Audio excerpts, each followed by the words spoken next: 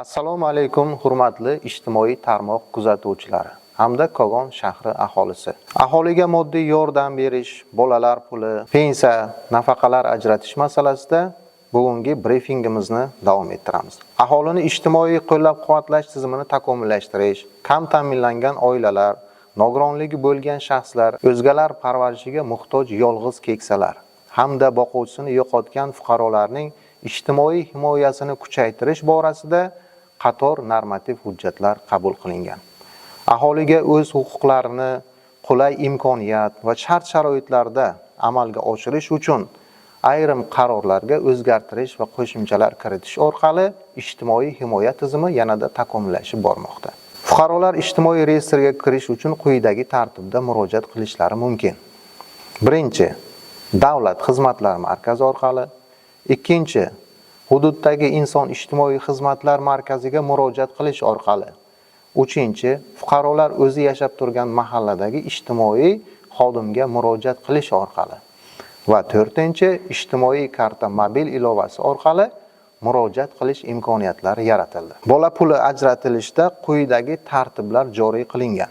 3 yoshdan 18 yoshgacha bo'lgan ikkinchi farzandga 275 ming so'm. Yoshi birinchi farzandga 3 yoshgacha bo'lganda 360 ming so'm. 3-farzandiga 165 ming so'm, 3 va undan keyingi farzandlar uchun 110 ming so'mdan bola puli ajratiladi. Aholining ehtiyojmand qatlamlari bo'lgan 18 yoshgacha farzandi bo'lmagan, yolg'iz yashovchi fuqarolarga yoki bo'lmasa farzandi 18 yoshdan oshgan fuqarolarga moddiy yordam 6 oy muddatga ajratiladi. Bola puli hamda moddiy yordam olish bu ijtimoiy reyestrdagi o'sha platformada fuqarolarning ma'lumotlari integratsiya bo'ladi. 19 ta vazirlik fuqaroning 70 ga yaqin ma'lumotlarni integratsiya qilish orqali aniqlanadi hamda tizim orqali ularga bola puli yoki moddiy yordam tayinlanadi. Bola puli olish 1 yil muddatga, moddiy yordam olish esa 6 oy muddatga belgilanadi. Ijtimoiy himoyaga muhtoj qatlamlar bo'lgan, nogironligi bo'lgan shaxslarga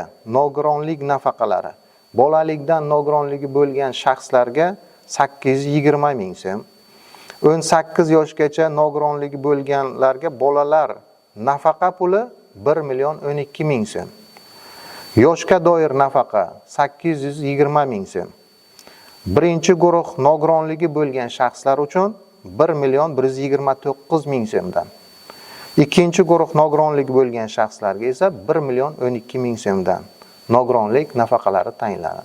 Xuddi shuningdek, boquvchisini yo'qotgan shaxslar uchun boquvchisini yo'qotganlik nafaqasi bir bolaga 820 ming so'm etib belgilangan. Bundan tashqari, farzandlari nogiron bo'lgan 34 turdagi kasallikka chalingan farzandlarni onalari uchun parvarishlash nafaqalari 820 ming so'mdan berilyapti. Yoshga doir nafaqalar bugungi kunda Kogon shahrida 206 nafar fuqarolarga 820 ming so'mdan berib kelinyapti. Pensiya tayinlash, uni qayta hisoblash ishlari elektron tizim orqali amalga oshirilmoqda.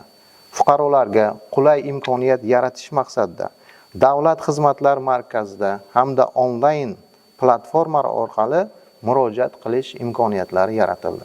Shu bilan bir qatorda fuqarolarga pensiya tayinlash tizimi bugungi kunda proaktiv shaklda amalga oshirib, pensiya tayinlash borasida fuqaro murojaat qilmasa ham unga pensiya ajratilishi tizimi yo'lga qo'yilgan. Aholiga moddiy yordam, bolalar puli va pensiyalar tayinlash borasida amalga oshirilayotgan chora-tadbirlar ijtimoiy adolatni ta'minlash, kambag'allikni qisqartirish hamda aholining turmush darajasini yaxshilash uchun xizmat qilib kelmoqda.